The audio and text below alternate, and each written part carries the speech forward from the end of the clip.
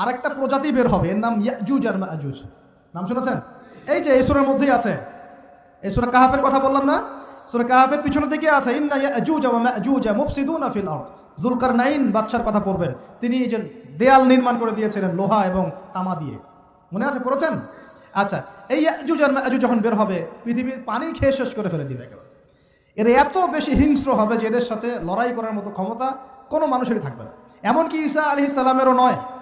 ঈসা আলাইহিস সালাম তুর পাহাড়ে চলে যাবেন মুসলিমদেরকে নিয়ে, তুর পাহাড়ের ভিতরে মুসলিমরা সেখানে লুকিয়ে থাকবে, পৃথিবীর মেসাকার অবস্থা হয়ে যাবে, পৃথিবীর পানি খেয়ে শেষ করে ফেলে দিবে হিংস্র প্রজাতি। তখন ঈসা আলাইহিস সালাম আল্লাহর কাছে দোয়া করবেন, আল্লাহ এই বিভৎস জাতিকে ধ্বংস করো।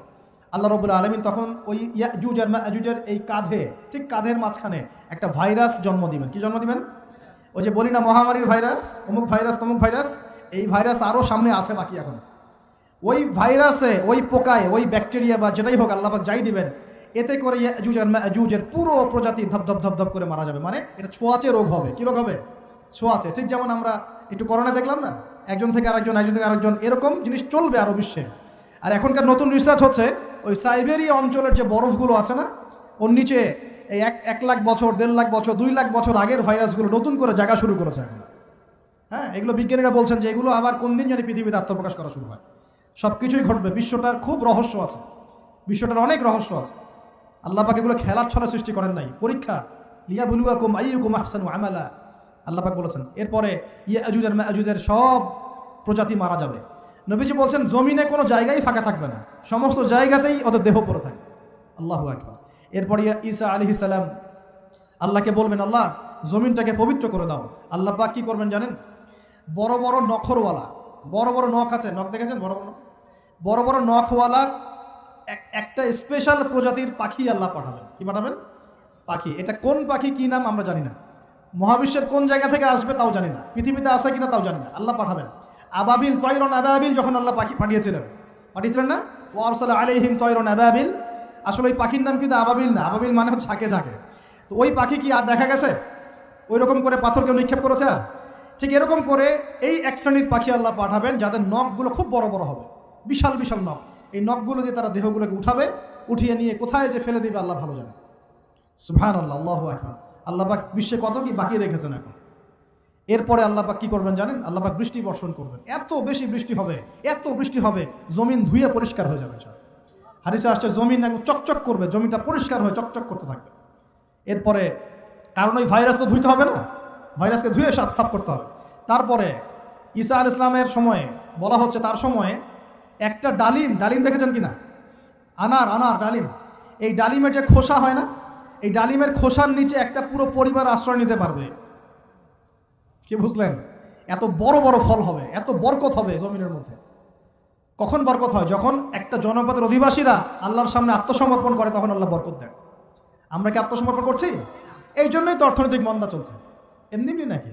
সুদ খাচ্ছেন, দিব্যি ঘুষ খাচ্ছেন, দুর্নীতি করছেন, জেনা করছেন, মানুষের সম্পদ আত্মসাৎ করছেন, মাপে কম দিচ্ছেন, আবার নামাজও পড়ছেন, মাশাআল্লাহ। তো বরকত কোত্থেকে আসবে? তো বরকত কখন আসে? যখন একটা কম আল্লাহর সামনে সম্পূর্ণ আত্মসমর্পণ করে। একটা ডালিম হবে, এটা রূপকথা নয়, এগুলো গাল গল্প বলছি না। এই প্রতিটা কথা আল্লাহ পাকের ওহী থেকে আসছে, এর একটা কথা মিথ্যা হবে না ইনশাআল্লাহ তাআলা। বিশ্ববাসীরা দেখবে একটা ডালিমের নিচে একটা পরিবার আশ্রয় নিতে পারবে। এত স্পেসিফিকলি বলা হয়েছে হাদিসগুলোতে। নবী সাল্লাল্লাহু আলাইহি ওয়াসাল্লাম বলেছেন যে 10 জন ঘোড়সাওয়ার, কয়জন ঘোড়সাওয়ার? 10 জন ঘোড়সাওয়ার বের হবে ইমাম মাহদির সময়, যারা খোঁজ নিতে যাবে যে দেখি দাজ্জাল বের হয়েছে কিনা। ঘোড়ায় করে খোঁজ নিতে যাবে, দেখি দাজ্জাল বের হয়েছে কিনা। ওই 10, নবীজি বলছেন আমি ওই 10 জনের নামও জানি, ওদের বাবার নামও জানি। সুবহান। এত স্পেসিফিক জ্ঞান দেওয়া হয়েছে আল্লাহর পক্ষ থেকে নবী সাল্লাল্লাহু আলাইহি ওয়াসাল্লামকে। তার হাদিস থেকে বলছি, ডালিমের নিচে পরিবার আশ্রয় নিতে পারে। তো অনেকে হয়তো হাসবে, কি বলে একটু উল্টাপাল্টা কথা, তাই না? নাস্তিকরা মনে করতে পারে যে হাসবে, আরে হাহারি এক দিয়ে রেখে দেবে। এখন মানুষ ফেসবুকের মতো চিন্তা করে, ফেসবুকের মতো হাসে, ফেসবুকের মতো কাঁদে।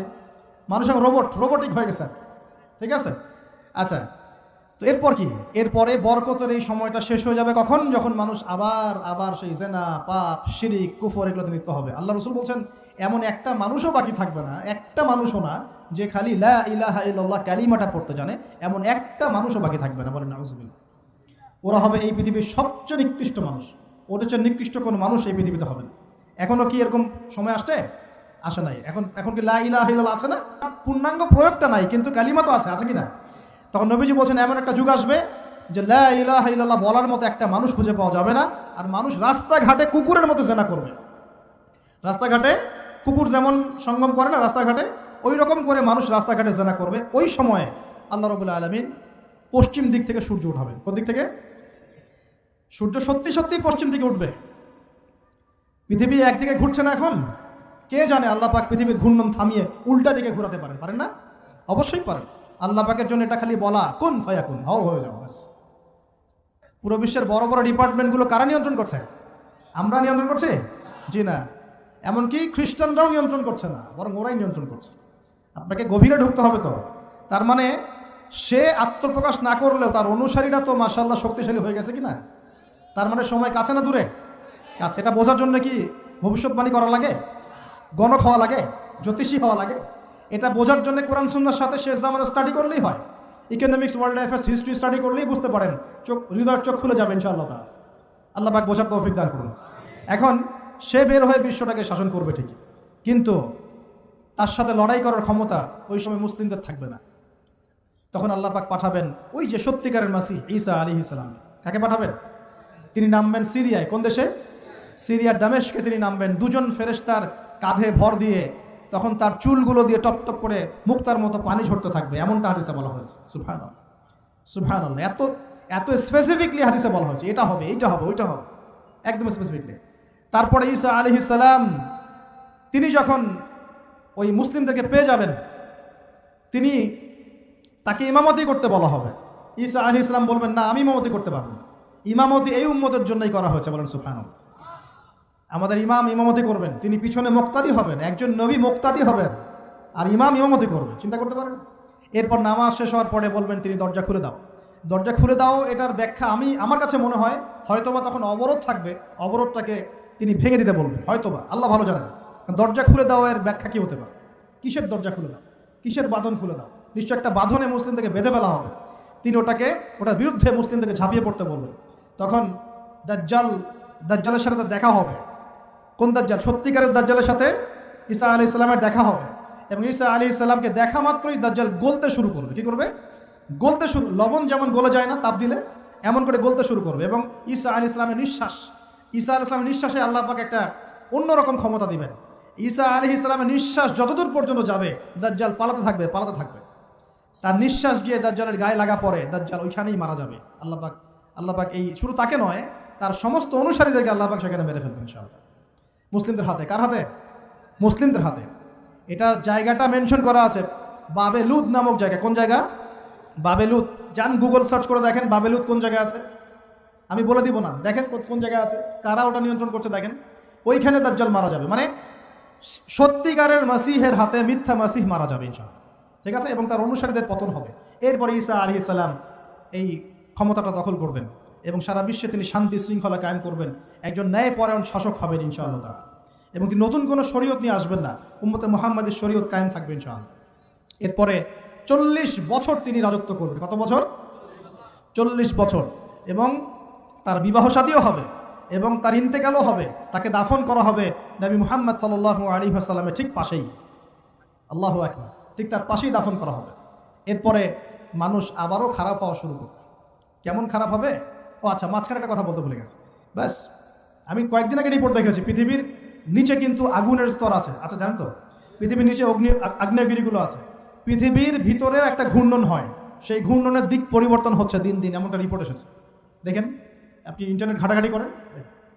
আর অনেকে রিপোর্ট করছে যে পৃথিবী আগে যে গতিতে ঘুরতো, এখন পৃথিবীর ঘূর্ণন গতি একটু বেড়ে গেছে। দেখেন রিপোর্ট দেখেন। ঘূর্ণন গতি বেড়ে যাওয়ার মানে হচ্ছে টাইম দ্রুত পাস করবে। আর শেষ জামানার হাদিস এটাও আছে, সময় দ্রুত পাস করবে, আছে না? এটা হাদিস আসছে। তো প্রিয় ভাইরা, এই সময় মানুষ খারাপ হওয়া শুরু করার পরে এমন খারাপ হবে, আল্লাহর নাম নেওয়ার মতো কোনো মানুষ থাকবে না, আল্লাহ আল্লাহ বলার মতো কোনো মানুষ থাকবে না। তখন পশ্চিম দিক থেকে সূর্য উঠবে। কিভাবে কিয়ামত হবে? নবীজি বলছেন, একজন ব্যক্তি পানি খাওয়ার জন্যে পাত্রটাকে মুখের সামনে নিবে, পানি গিলতে পারবে না, কিয়ামত হয়ে যাবে। ইযা ওয়াকাআতিল ওয়াকিআ লাইসা লিওয়াকাআতিহা কাযিবা আল কারিআতু মাল কারিআ ওয়া মা আদরাকা মাল কারিআ। আছে না? আম্মা ইয়াতাসাআলুন আনিন নাবাইল আযীম। কত সূরা আছে কিয়ামত সংক্রান্ত, পড়ে দেখেন। ইযা যুলজিলাতিল আরদু জিলজালাহা ওয়া আখরাজাতিল আরদু আসকালাহা ইযা শামসু কুওয়িরাত ওয়া ইযা নুজুমু কাদারাত। এই সূরাগুলো পড়ে দেখেন। আম্মা পাড়ার শেষ পাড়াটা যেটা 30তম পাড়া, এর সূরাগুলো পড়ে দেখেন, কিয়ামত চোখে দেখতে পারবেন ইনশাআল্লাহ। সিংহায় ফুঁক দেওয়া হবে। আল্লাহ পাকের ফেরেশতার এত ক্ষমতা আল্লাহ দিয়েছেন, একটা ফুয়ে পুরো মহাবিশ্ব ধ্বংস হয়ে যাবে ইনশাআল্লাহ। চারটাখানি কথা নাকি? দ্বিতীয় ফুৎকারে আবার সবাইকে জীবিত করা হবে। এবং এই যে দুনিয়ার জীবনটা আমরা কাটাচ্ছি, এই 30, 40, 50, 60, 100 বছরের জীবন, এই জীবনের এক একটা হিসেব আল্লাহর সামনে দাঁড়িয়ে সেদিন দেওয়া লাগবে। অতএব এই দুনিয়ার জীবনটাতে প্রস্তুতি গ্রহণ করি, 5 ওয়াক্ত নামাজ পড়ি, জাকাত দেই, কালিমা বোঝার চেষ্টা করি, আল্লাহ তাওহীদ শিখি, জানি, বুঝি, নবী সুন্নত অনুযায়ী আমল করি, হালাল খাই, পরিবার গড়ি, মানুষকে সৎ কাজের দাওয়াত দেই, অসৎ কাজে নিষেধ করি, ইসলামকে আল্লাহর জমিনে প্রতিষ্ঠা করার চেষ্টা করি। আল্লাহ পাক যা দিয়েছেন, জানমাল, সময়, শ্রম, আল্লাহ পাক যা দিয়েছেন, ক্ষমতা, প্রতিপত্তি, সম্পদ, এগুলোকে আল্লাহর দিনের জন্য ব্যয় করি। ইনশাআল্লাহ দুনিয়া সফল হব, পরকালে সফল হবে ইনশাআল্লাহ আযজা ওয়া জাল। আল্লাহ পাক আমাদের সবাইকে সমকালীন ফিতনাগুলো সম্পর্কে সচেতন থাকার তৌফিক দান করুন, এবং এই রমজান, আসন্ন রমজানে পরিপূর্ণরূপে ইবাদত করার তৌফিক দান করুন, এবং এই ইবাদত এবং শিক্ষাগুলোকে সারা বছর ধরে রাখার তৌফিক দান করুন, এবং জামানা সম্পর্কে সচেতন থেকে আগামী দিনে যা হবে সেভাবে পদক্ষেপ নেওয়ার তৌফিক আল্লাহ পাক দান করুন। আমিন।